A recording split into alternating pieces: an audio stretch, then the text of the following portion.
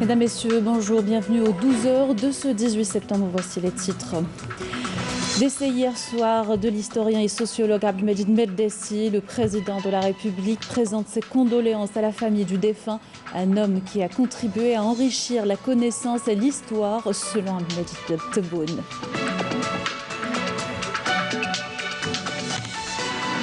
Révision constitutionnelle, le décret présidentiel portant convocation du corps électoral en prévision du 1er novembre prochain, publié au journal officiel. Zoom ce matin sur le rôle de la société civile consacré dans le texte. Dans notre journal, rendez-vous au jardin public de Miliana, ou plutôt aux îles Abibas. D'abord, pour découvrir son riche écosystème à travers son travail de recensement et de sensibilisation, l'association Barberousse tente de protéger ces îles.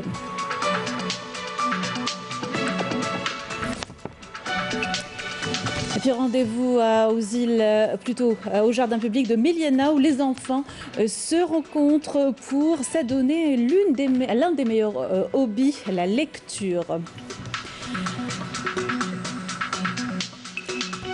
Bonjour à tous et bienvenue dans notre journal. Je vous le disais en titre, le sociologue et historien Abdelmejid Meldessi est décédé hier soir à l'âge de 75 ans des suites d'une longue maladie. En cette douloureuse circonstance, le président de la République Abdelmejid Tebboune a présenté aujourd'hui un message de condoléances et de soutien à la famille du défunt. Les contributions d'Abdelmejid Meldessi ont participé à enrichir la connaissance et l'histoire, poursuit le président de la République dans son message, priant Dieu tout-puissant de l'accueillir en son vaste paradis et prêter à sa famille patience et courage. Diplômé en histoire, le docteur d'État en sociologie, le défunt était professeur à l'université de Constantine, historien et écrivain, il est l'auteur de plusieurs ouvrages sur le mouvement national algérien et la guerre de libération nationale, la musique algérienne et l'histoire de la ville de Constantine. Le défunt contribuait régulièrement aux quotidiens nationaux et éclairait l'opinion publique dans les médias audiovisuels. Il était régulièrement invité des différents programmes de Canal Algérie. Abdelmejid Meldessi sera inhumé ce vendredi à Constantine. Condoléances également du Premier ministre Abdelaziz Djellad suite au décès du professeur Abdelmejid Meldessi. Une grande perte, écrit-il dans un message. Je présente mes condoléances à la famille du défunt, priant Dieu de l'entourer de sa miséricorde et l'accueillir en son vaste paradis et de prêter patience et courage à ses proches. Autre triste nouvelle, le décès hier du jeune Algérien Mohamed Ziyet, dont l'appel à l'aide avait ému les Algériens et a été largement repris sur les réseaux sociaux. Installé à Londres et gravement malade, il a pu être rapatrié grâce à la mobilisation de notre communauté établie à l'étranger et à l'aide des autorités algériennes. Dans l'actualité, ce vendredi, le décret présidentiel portant convocation du corps électoral en prévision du référendum sur la révision constitutionnelle vient de paraître dans le dernier numéro du journal officiel. Il s'agit du décret 20251 du 15 septembre 2020 stipulant que les électeurs et électrices auront à répondre par oui ou non à la question « Êtes-vous d'accord ?» sur le projet de révision de la Constitution qui vous est proposé. Un bulletin blanc est prévu pour la réponse affirmative et un bleu pour la réponse négative. Une révision exceptionnelle des listes électorales est ouverte à compter de dimanche prochain et clôturée le dimanche 27 septembre 2020. Le dit décret contient en annexe le projet de révision de la Constitution décliné en 6 axes et 225 articles et récemment adopté par les deux chambres du Parlement. Le projet de révision de la Constitution accorde un intérêt particulier à la société civile. Des dispositions sont prévues dans le texte pour l'aider à s'organiser et faciliter la création d'associations. Le but, faire de la société civile un partenaire dans le développement local. Amel Bouarqoua. La société civile, un partenaire important des autorités locales pour la concrétisation des projets de développement. Un rôle prépondérant mis en avant dans le projet de la révision de la Constitution qui sera soumis au référendum le 1er novembre prochain.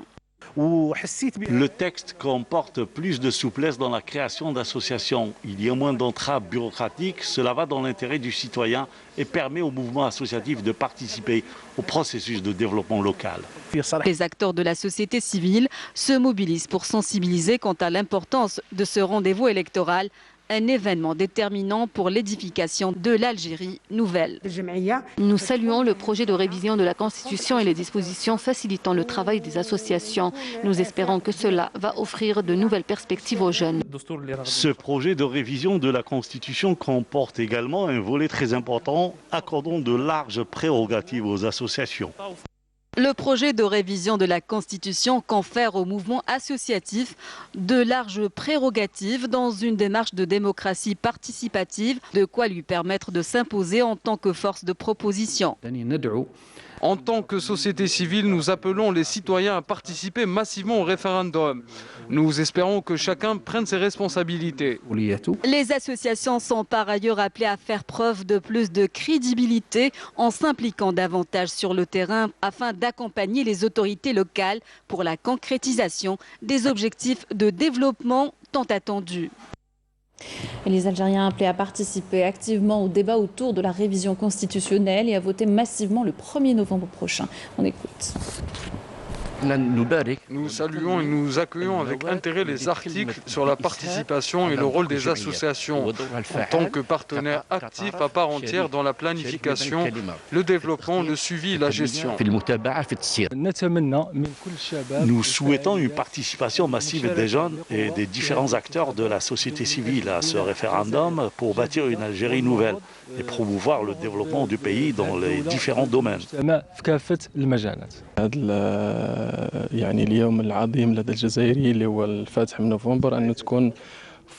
Nous souhaitons que la date du 1er novembre soit une occasion pour les citoyens de s'exprimer sur cette nouvelle constitution et une opportunité pour participer à la consécration de la démocratie. Toutes les nations se mesurent à travers leur constitution.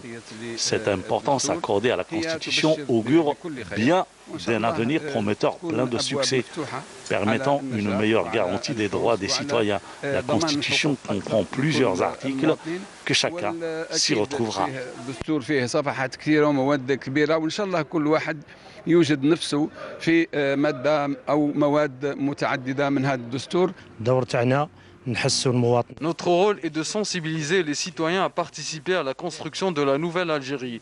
Citoyens, mouvements associatifs, intellectuels et chercheurs doivent être une force de proposition.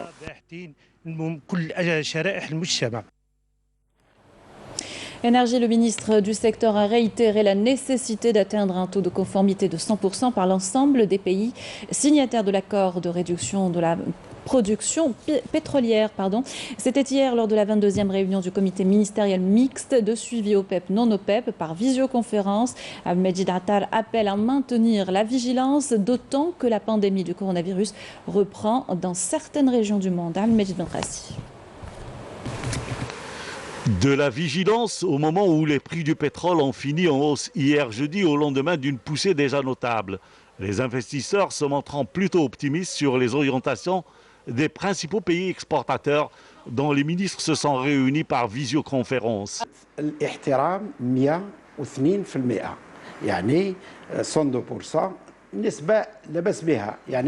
Le taux de conformité de l'accord est de 102% pour les pays de l'OPEP, ce qui représente un taux acceptable. C'est beaucoup mieux que le mois de juillet. La production OPEP pour le mois d'août a atteint un peu plus de 21 millions de barils jour. Quant aux pays de l'OPEP+, leur production tourne autour d'un peu plus de 12 millions de barils jour. Quant au respect des plafonds de production, il est autour de 96%. Et c'est ce qui a permis une hausse du prix du pétrole. Il faut rappeler qu'au mois d'août, il tournait autour de 40, 44 et 46 $ le baril. En effet, nous constatons un marché moins volatile contrairement aux turbulences du deuxième trimestre 2020, a rappelé Abdelmajid Attar, soulignant les perspectives positives pour les marchés, notamment face aux signaux de reprise économique, d'amélioration de l'activité transport et de recul des stocks mondiaux. Cependant, il a appelé à maintenir la vigilance et l'engagement de l'ensemble des membres de l'accord, d'autant plus que la pandémie du coronavirus reprend dans certaines régions du monde. Et on va parler du Croissant Rouge algérien à présent, toujours à l'avant-garde de l'action humanitaire. Abdelmajid Benrassi a rencontré la présidente du CRA, Saïda Ben Hbiles, l'occasion d'aborder la solidarité avec les peuples, une des valeurs immuables que l'Algérie n'a jamais, de l'Algérie qui n'a jamais été tributaire d'un quelconque agenda politique. La solidarité avec les peuples est un principe immuable de l'action humanitaire menée par le Croissant Rouge algérien depuis des décennies. Un principe dont les origines se confondent avec l'histoire du peuple algérien et ses valeurs. D'où l'action constante de l'Algérie en direction des réfugiés sahraouis accueillis dans notre pays depuis plus de 45 ans. Et c'est pour ça que l'Algérie est un exemple à suivre dans le domaine de la solidarité humanitaire, pour la simple raison que les Algériens n'ont pas d'agenda politique. Et ce qui caractérise l'Algérie, c'est qu'il y a une politique de solidarité humanitaire, mais qui est soutenue par une culture de la solidarité. Donc c'est ce qui se fait à travers le Croissant Rouge algérien en tant que bras humanitaire des pouvoirs publics, en tant qu'auxiliaire des pouvoirs publics. Et le Croissant Rouge algérien aussi joue un très grand rôle dans la concrétisation des projets financés par les agences onusiennes, telles que le HCR, le PAM, l'UNICEF, aussi des organisations, des ONG internationales humanitaires, ainsi que la Croix-Rouge espagnole, qui ont des programmes en faveur des réfugiés sahraouis.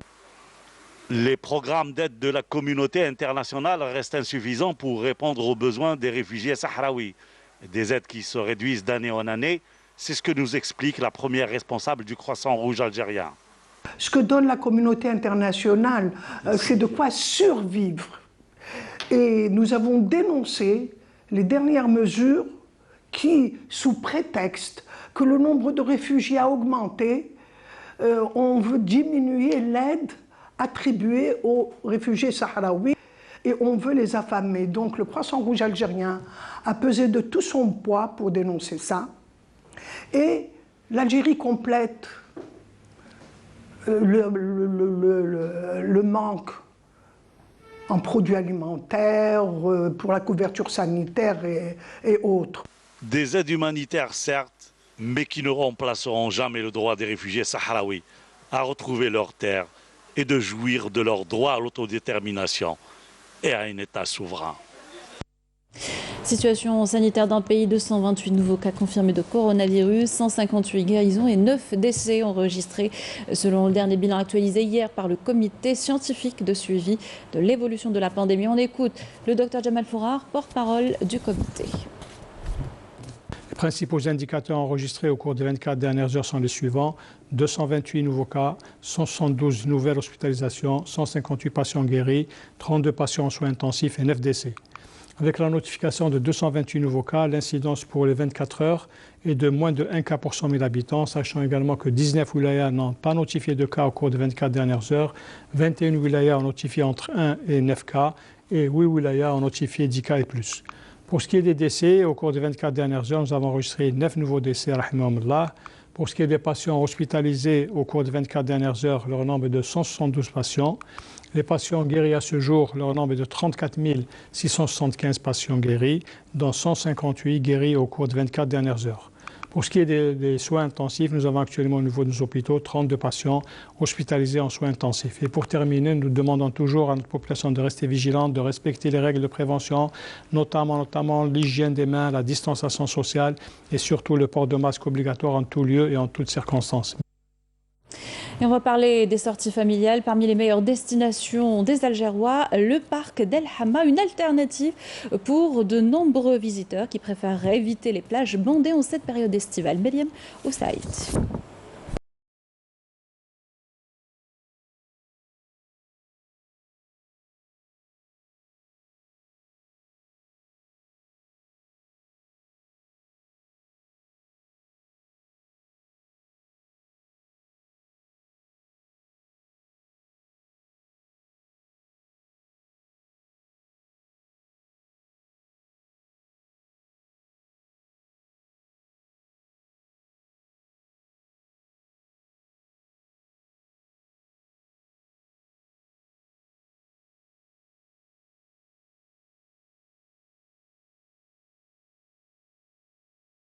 Pour les enfants pour venir ici, parce que c'est un endroit spectaculaire ici au niveau d'Alger, même au niveau national. Et aussi on essaie d'éviter un petit peu l'encombrement qu'il y a sur les plages. Moi ça fait quelques années que je ne suis pas revenu ici. Et sincèrement c'est toujours un plaisir de revenir ici. Aujourd'hui je suis venu profiter avec mon fils. Et comme c'est un fan comme son père d'animaux. Donc on en a profité pour venir aujourd'hui. Voilà. C'est pour lui faire la petite surprise, regarder un peu d'animaux et faire un peu les bêtises avec son papa. En plus ici, sincèrement, c'est vraiment intéressant. C'est hyper bien, c'est familial, c'est sécurisé et ça vaut le coup. Sincèrement, pour les familles, ça vaut le coup.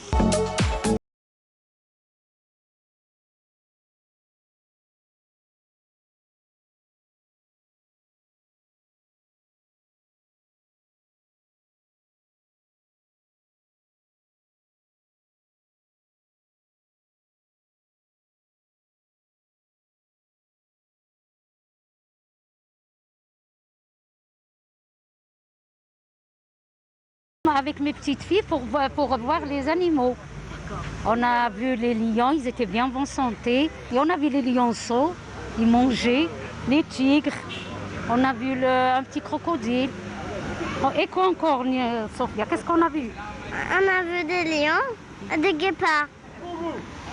Encore? Et on a vu des singes. Des singes.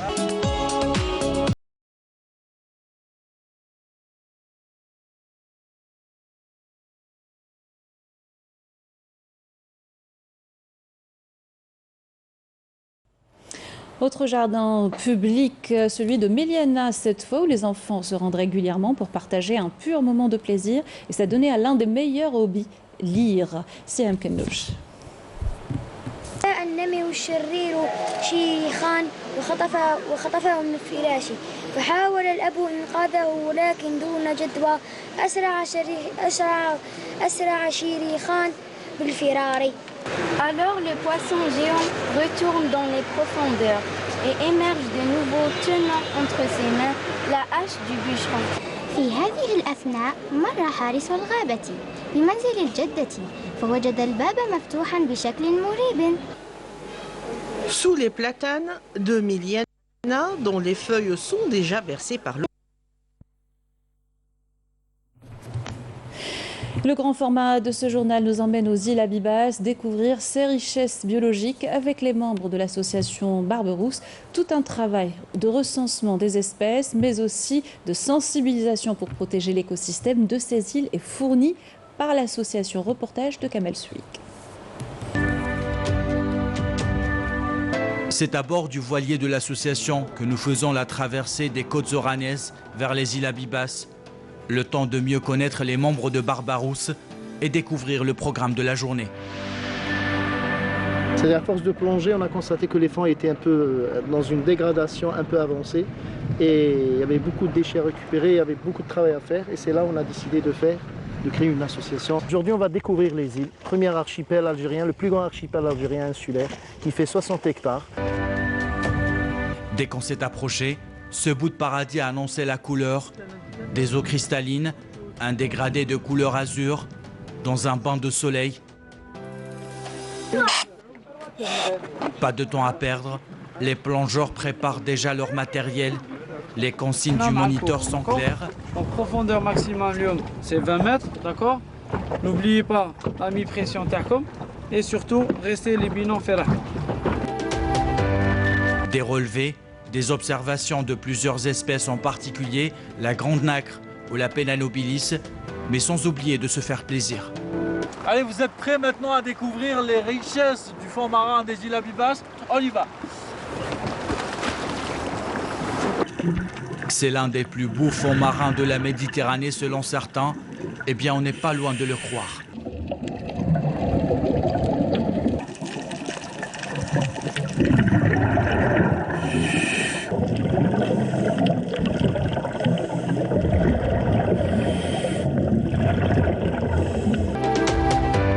Impossible de visiter les îles sans passer par son phare, l'endroit idéal pour les amateurs d'ornithologie. Ici, le goéland règne en maître, mais aussi le faucon d'Éléonore. L'observer, le photographier, le répertorier est devenu une passion pour Sofiane, ce chirurgien dentiste devenu ornithologue amateur. Tu arrives à les voir?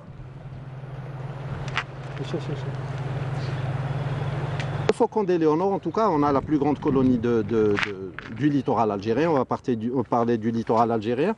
Donc, c'est des faucons qui sont migrateurs. Donc, ils sont là en été, ils arrivent la fin avril et ils sont là jusqu'à octobre, voire novembre. Et ils repartent, ils traversent toute l'Afrique jusqu'à Madagascar. Donc, ils passent l'hiver à Madagascar et ils reviennent pour la reproduction ici en Méditerranée.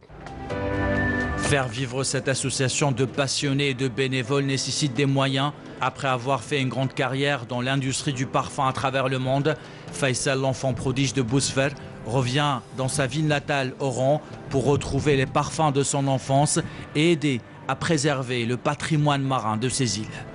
J'essaye d'apporter tout ce que je peux faire dans le sens où c'est un devoir pour moi.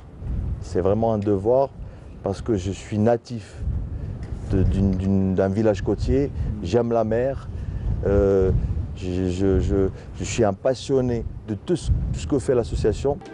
Nous restons sur notre faim car il en faut plus d'une journée pour apprécier la beauté et la douceur de ces îles. Avant de mettre les voiles, les membres de l'association installent cette plaque géante pour rappeler aux visiteurs l'importance de respecter cet écosystème fragile des îles, ce bout de paradis. Et vous pourrez suivre le reportage dans sa totalité demain dans le 12+, juste après le journal de midi. Avec ceci, nous arrivons à la fin de notre journal. Merci de l'avoir suivi. Vous pouvez le revoir et y réagir sur les adresses qui s'affichent en bas de votre écran. Tout de suite, une page météo avec Mina Abed. Quant à moi, je vous souhaite une excellente journée sur Canal Algérie.